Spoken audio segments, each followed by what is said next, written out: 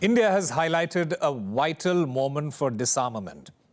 Foreign Secretary Vikram Misri, he called for strategic stability, warning against a global arms race. His comments in Geneva, it came after the breakdown of the nuclear weapons treaty, the new start between the United States and Russia. The recent expiration of the new Strategic Arms Reduction Treaty poses a significant setback for global arms control. India believes that preserving strategic stability and preventing an arms race remain vital, more than ever, for global security. India has drawn attention to the hair-trigger alert of nuclear weapons carrying unacceptable risks of unintentional or accidental use, and has called for immediate and urgent steps, such as de-alerting and de-targeting. Now we can cross now to RT correspondent Isabella Bloomberg for more on this. Isabella, tell us, with India, Russia, as well as China, all warning about the erosion of nuclear guardrails, are we witnessing the collapse of the global arms control architecture now? Well, what we are witnessing is what's being described by both Moscow and Beijing, a clear threat to what remains of nuclear arms control. And India is now sort of echoing Russia's concerns over the expiration of the New START treaty. And India has also warned that this poses a clear threat to global stability as well. And that comment and reaction also comes as Moscow has sharply condemned the United States President Donald Trump's recent decision to restart nuclear testing. Now, this would be the first time since 1992, and Russia says that such a move would certainly open the floodgates.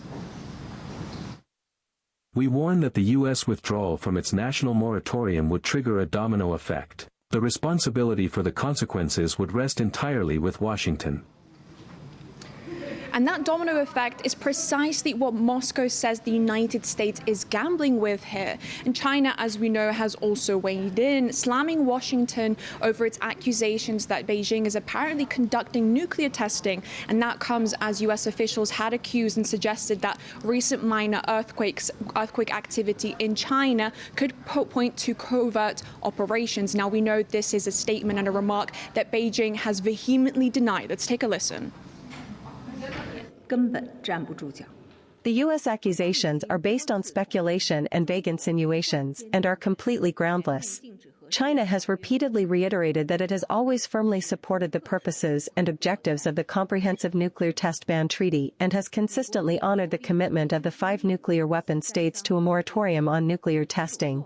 In order to evade its international arms control obligations, the U.S. has gone so far as to frame and smear other countries, which seriously undermines its own international credibility. So we are now seeing 2 major nuclear powers press Washington for dismantling sort of these decades of meticulously negotiated restraint. But to sort of understand the scale of this, we have to look at the bigger picture here, because the START treaty was the last remaining agreement that limited both the United States and Russia's nuclear arsenals. We know that this was signed back in 2010, and it capped warheads and delivery systems and also provided mutual inspections in respective countries. So its expiration here leaves the world without binding restraints and limits between the 2 largest nuclear powers globally. But this isn't happening in isolation here, because over the past 2 decades, arms control agreements between Washington and Russia have certainly been waning. For example, we have the Anti-Ballistic Missile Treaty. This was signed in 1972. This collapsed after the United States withdrew back in 2002. Another example here is the Intermediate Range Nuclear Forces Treaty, which eliminated an entire class of ground-launched missiles. But this also fell apart in 2019 following mutual accusations of violations between the United States and Russia.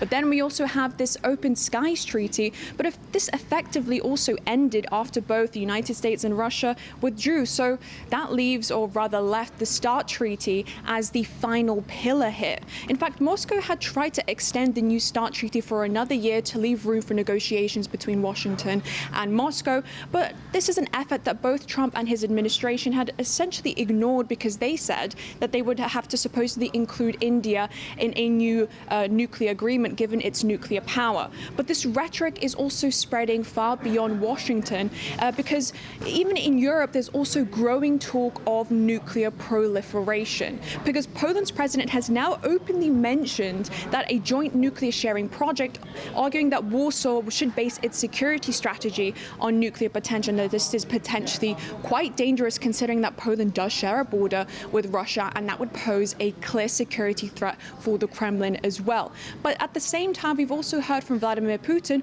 who has pointed out what he's calling the West's blatant contradictions here, and that's because we know that the Trump administration has been consistently trying to pressure Iran over its own nuclear ambitions, trying to cap its uranium enrichment, as we've seen time and time again, where they can't seemingly come to an agreement here.